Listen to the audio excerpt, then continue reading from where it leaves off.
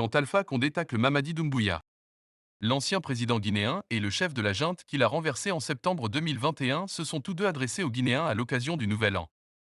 Des discours antagonistes qui disent bien la lutte sans merci qu'ils se livrent.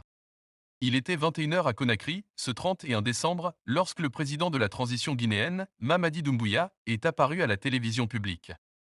Face à la caméra, il livre un discours d'une vingtaine de minutes.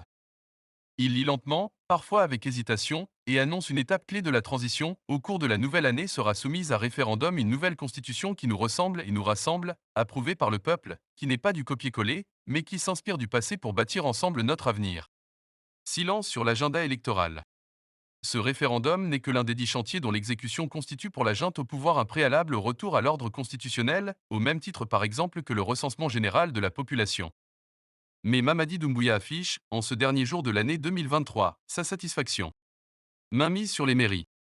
C'est la première fois qu'Alpha Condé s'en prend si frontalement à celui qui lui a ravi le pouvoir il y a 2 ans, et il n'a pas hésité à remuer le couteau dans la plaie, revenant sur plusieurs des sujets occultés par des autorités de transition qui, de l'avis de leurs détracteurs, ne font pas de l'organisation des élections leur priorité. Liberté confisquée. Nous avons vécu 2 années insupportables, reprend Alpha Condé.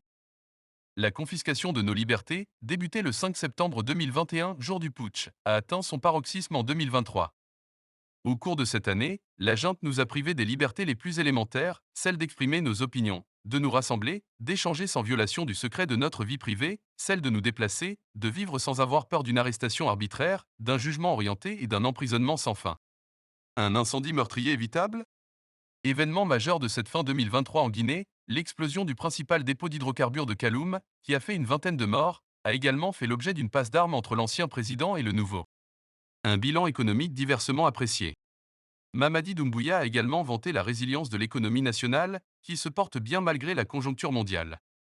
La Guinée a perdu son statut de pays à revenus faibles pour gagner celui de pays à revenus intermédiaires, et ce grâce aux réformes engagées, selon le président de la transition. Mamadi Doumbouya a ensuite égrené plusieurs sources de satisfaction.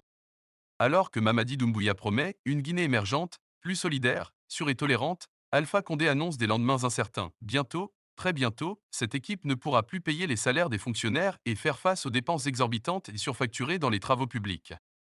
Le ton de cette nouvelle année est donné.